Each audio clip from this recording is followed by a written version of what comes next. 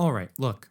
We all saw the PS5 reveal, and besides the cavalcade of memeage from the PC community, one of the biggest concerns for many, myself included, was the hefty price that would surely hit us in the coming months. No, it won't be $760, and you probably won't need to exhaust every term of endearment known to man to convince your girlfriend to chip in, but it's clear that the movement prioritizing power and performance over low cost will be divisive to say the least. What stood out to me, however, was the announcement of an all-digital model, which is something that lots of people expected, but definitely caught me off guard. Imagining a future where Sony, the powerhouse of Blu-ray players and 3D TVs, didn't equip their multi-million-dollar gaming console with a high-fidelity disc drive kind of worries me. Which got me thinking. With the rise of streaming services and digital media libraries, and with an apparent lack of interest in good old CDs, what does the future of physical media hold? The easy answer is to say that, in a handful of years, you won't even have the option to walk into Target and buy The Iron Giant on DVD for the 5th time, because DVDs will be obsolete. It's so weird how often that word gets thrown around, like we get to decide when the human race doesn't need anything. Here's my take on this.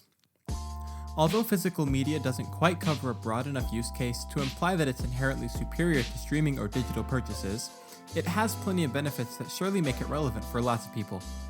There are a few points that I would like to share, not to tell anyone who disagrees that they're wrong, but instead to provide an alternative perspective explaining what the deal is. The first of these is,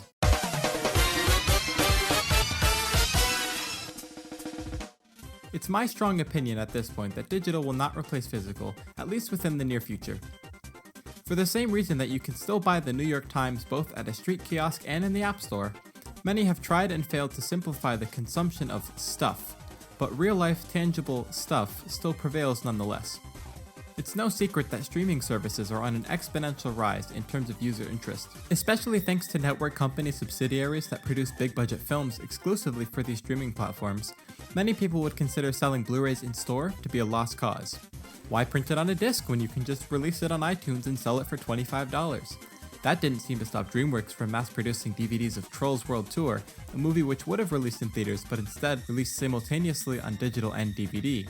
Even movies and games that were intended to go straight to digital from the beginning often see enough demand to be printed on actual hardware. Why should we take that away from them? Regardless, the most common debate seems to be the inherent benefits of having a massive library of rectangular panels to scroll through on your couch, on the john, or maybe even inside a porta-john. I myself have amassed a growing collection of films by using the My List features in Disney Plus and Netflix. I do this in part to show the unnamed parasites who still have my login exactly what taste looks like and to force them to acknowledge that a Goofy movie is an honorary member of the Disney Renaissance. Don't at me. But what if you want to feel something? We are not ashamed of our movie closet in the slightest, with movies as old as Chitty Chitty Bang Bang on VHS and as new as Avengers Infinity War on Blu-ray, an entire shelf dedicated to VeggieTales, and so many more.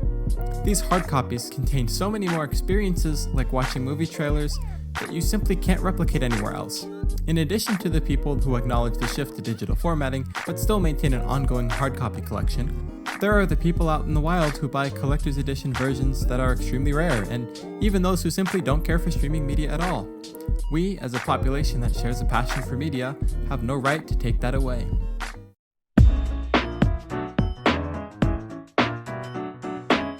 Nobody can deny the magnitude of films, TV shows, albums, and even video games that are easily accessible at a moment's notice through the various services that we are both graced and cursed with in this age. Having somewhere to watch a ton of movies on a whim is honestly something we take for granted.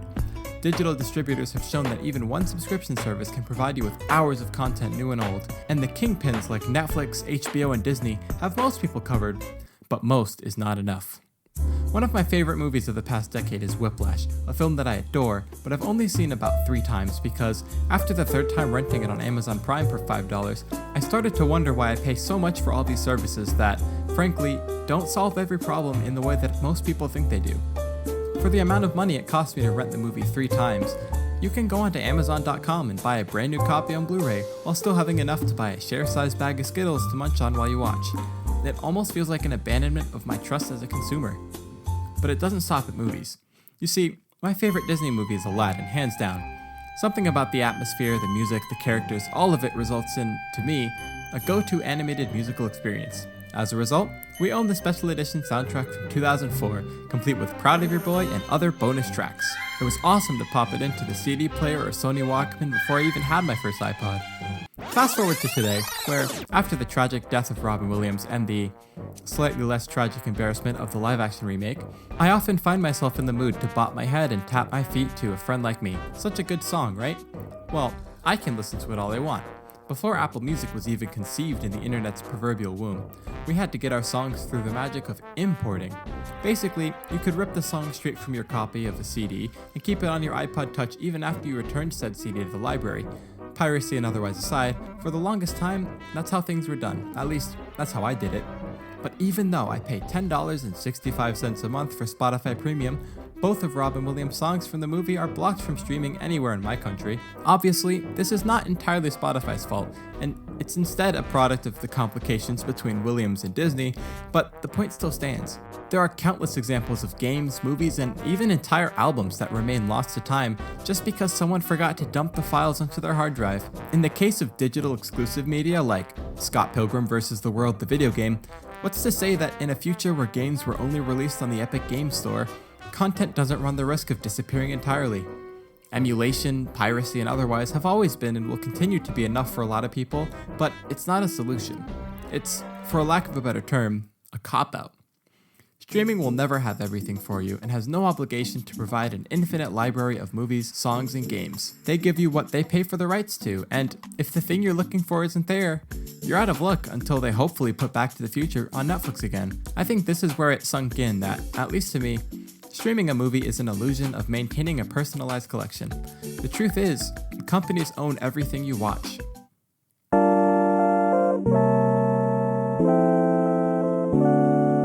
A big part of the conversation is acknowledging some of the shortcomings of both streaming and disc-based media.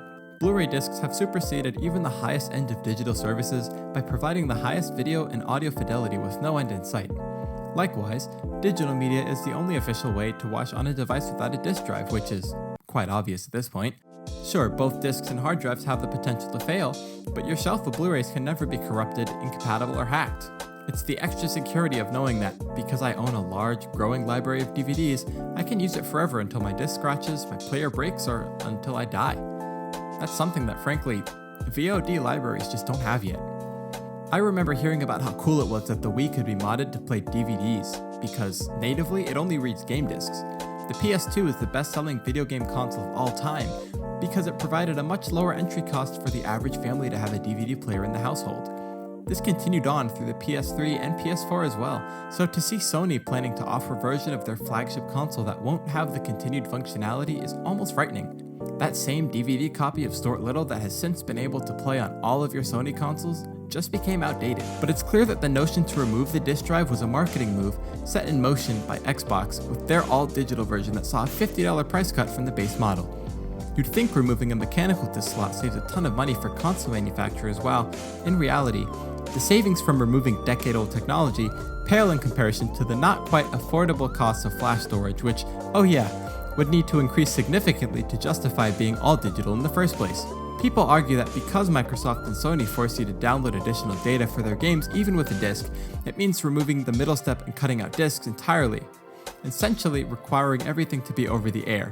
Say what you will about Nintendo, but the Wii U never had that issue, did it? Deciding what's relevant for us to use or not to use based on trends would be like replacing all 2% milk with soy on shelves worldwide just because people used to think it was better for you and because the cows get away scot-free. I will never deny the convenience of having Netflix at the tip of my fingers at all times, but I would never trade the experience of physical media for exclusively digital, and neither would the ones who don't stream at all. Not that it will stop anyone, but newer discs have higher-end copy protection to reduce piracy, which is a fairly large contender as an alternative for those devoted few that don't want to pay for anything.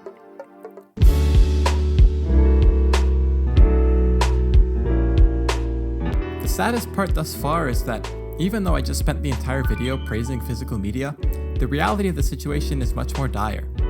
Even though Blu-rays continue to sell, they do so at a substantially lower profit when compared to streaming services. It's much easier for people to pay a few dollars a month for dozens of movies instead of paying upwards of $25 just for one.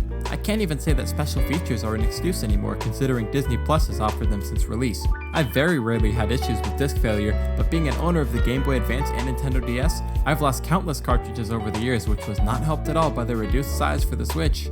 Misplacing my copy of Breath of the Wild on a school trip was enough for me to buy a 400GB micro SD card just to make sure nothing like that would ever happen again. The most important takeaways from this are as follows. Digital media cannot replace the experience for every single person. Streaming services are the future and are objectively more convenient, but don't have everything. Physical media will never go away and maintains benefits over streaming. And finally, consumers should have the choice. We can't force change.